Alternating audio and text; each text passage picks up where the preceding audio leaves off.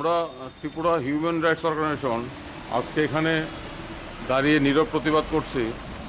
Father স্ট্যান স্বামী একজন জেসুইট যাজক, তাকে যেভাবে বিচারাধীন অবস্থায় বিনা চিকিৎসায় তাকে খুন করা হলো, এর প্রতিবাদে আমরা মনে করি ফাদার স্ট্যান স্বামীর মৃত্যু একটি রাষ্ট্রীয় সন্ত্রাস, রাষ্ট্রীয় হত্যা।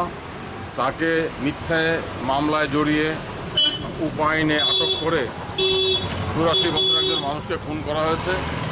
আমরা নিন্দা করছি, এই ঘটনা আমরা তদন্ত দাবি করছি। আমরা এখান থেকে দাঁড়িয়ে দাবি করছি সমস্ত রাজনৈতিক বন্দীকে মুক্তি দিতে হবে।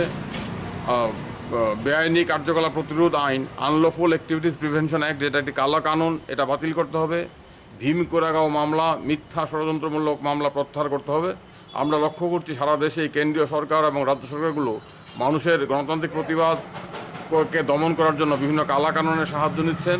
তারা মানবাধিকার কর্মী, রাজনৈতিক কর্মী, কবি, লেখক, শিল্পী, সাহিত্যিক যারাই সরকারের সমালোচনা করছেন, যারাই জনগণের স্বার্থে কথা বলছেন, তাদের বিরুদ্ধে মিথ্যা ষড়যন্ত্রমূলক মামলা দায়ের করছে। তাদেরকে কালা কানুনে গ্রেপ্তার করে মাসের পর মাস জেলে আটক রাখছেন। দেশে এক অঘোষিত জরুরি অবস্থা চলছে।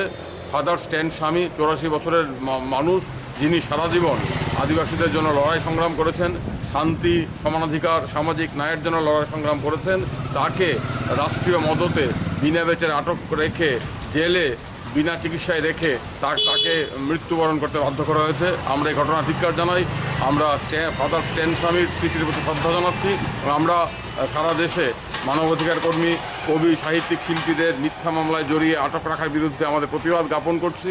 আমরা দাবি করছি অবিলম্বে সমস্ত কালাকানুন, বিশেষত আনলফুল অ্যাক্টিভিটিস প্রিভেনশন অ্যাক্ট বাতিল করতে হবে, ভীম কোরেগাঁও মামলা প্রত্যাহার করতে হবে এবং সমস্ত রাজনৈতিক বন্দীকে বিনা শর্তে মুক্তি দিতে হবে। এই দাবিটি আজকে আমাদের এখানে নীরব অবস্থান, নীরব প্রতিবাদ।